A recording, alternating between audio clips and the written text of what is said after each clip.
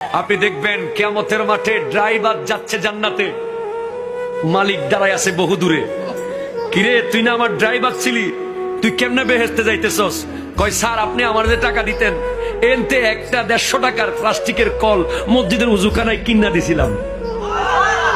মানুষ উজু বানাইছে আর আমার কবরে সোয়াব গেছে। আর মালিক সাহেব উনি বড় পয়সাওয়ালা, টাকা দিতে পারে নাই। মাহফিলের জন্য টাকা চাইতে গেলে 5 টাকার নোট সিরাটা বাইর করে দেয়।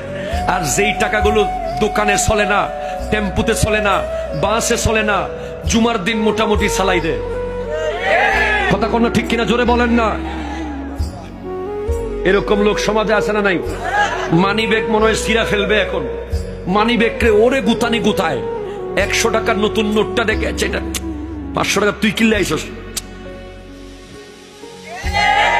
খবর আছে কিয়ামতের মাঠে তারা যখন উঠবে, তাদের গায়ে আগুনের তীর মারা থাকবে, তীর।